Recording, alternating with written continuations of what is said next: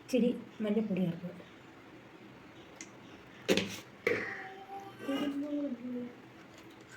ഇച്ചിരി ഒരു 1 സ്പൂൺ മഞ്ഞപ്പൊടി ഇടുക, മുളക് പൊടി, പിന്നെ പിന്നീട് നമുക്ക്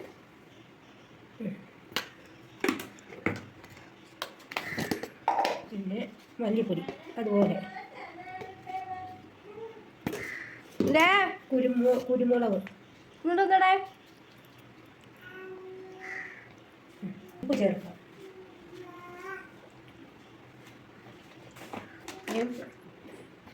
ഇച്ചിരി ഉപ്പ് ചേർക്കാം. അടച്ച് വെള്ളം ഒഴിച്ചില്ല, വേണ്ട വെള്ളം ഒഴിക്കും.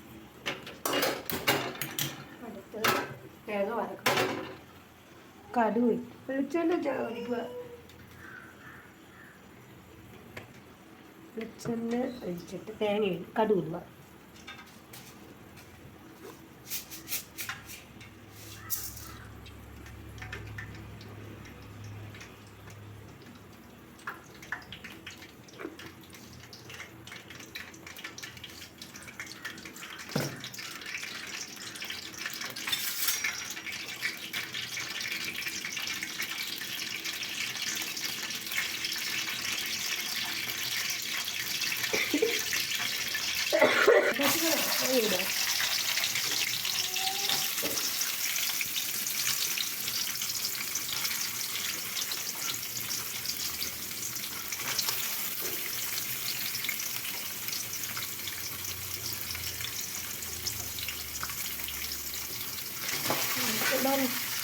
ഇച്ചിരി മഞ്ഞപ്പൊടി ചേർക്കുക.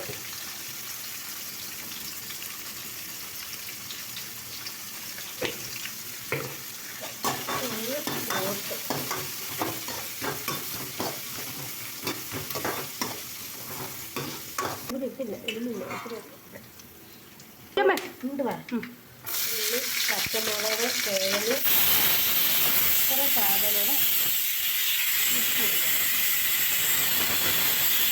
എന്നിട്ട് ഇറക്കി കൊടുക്കുക. മഞ്ഞപ്പൊടി നേരത്തെ ഇട്ടുണ്ട്, മഞ്ഞപ്പൊടി ഇടണ്ട. അതിൻ്റെ കളറുണ്ട് വേണ്ട. എന്നിട്ട് വരട്ടി ഒന്ന് വാടി കഴിയുമ്പോൾ കരിയാപ്പില വാടുമ്പോൾ വിളിക്കണം.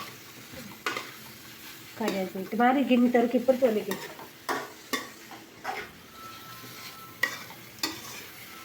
പിടിക്കാൻ തോന്നുന്നു കരിയാപ്പില ഇടാം കേട്ടോ. കരിയാപ്പില ഇടാം. വാടി ഇറക്കി സാവനമുണ്ട് കേട്ടോ.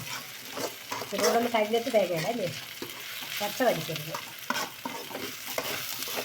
ഇറച്ചി വെന്തോ പിടിക്കട്ടെ. ഇറച്ചി വേവിച്ച് വെച്ചേക്കുക.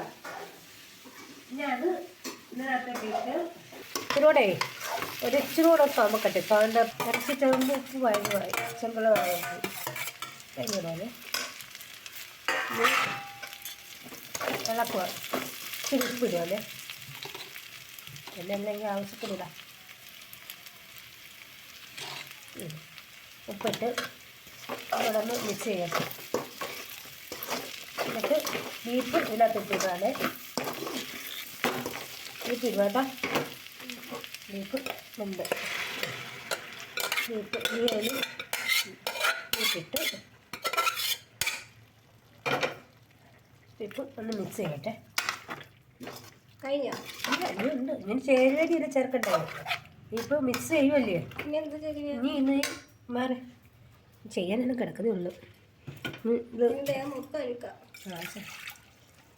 ഇനി ഇത് എനിക്ക് ഇനി ചെയ്യാനില്ല. ഇനി ബീഫിന് മുളക് പൊടി, വെളുപ്പൊടി, കുറച്ച് മുളക് പൊടി ഞാൻ ഇട്ടതാ, എന്നാലും മുളക് പൊടി പിന്നെ നമുക്ക് പിന്നെ ചേർക്കാം. മല്ലിപ്പൊടി, കുരുമുളകും മഞ്ഞപ്പൊടി നേരത്തെ ചേർക്കാം. അല്ലെങ്കിൽ കുരുമുളകും മഞ്ഞപ്പൊടി ചേർക്കണ്ട.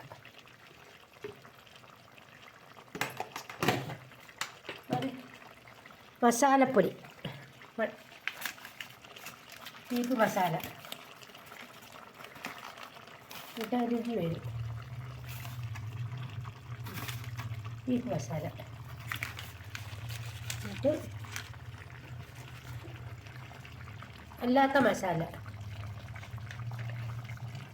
ഒരു രുചിക്ക് വേണ്ടിയാണ്, മറ്റേനെ ഒരു മണം വരാൻ വേണ്ടിയാണ് കേട്ടോ.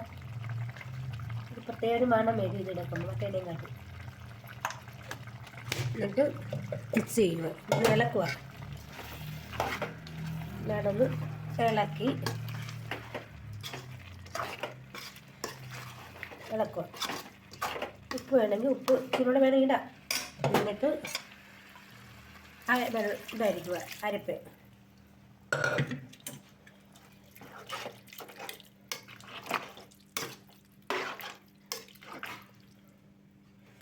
സൈഡിൽ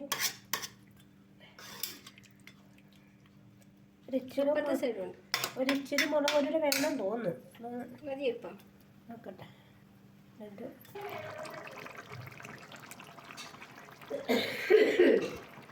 എപ്പോഴും ചോറും അതും ഇതെല്ലാം കൊച്ചു കൊടുക്കുന്നത് ഇപ്പം എനിക്ക്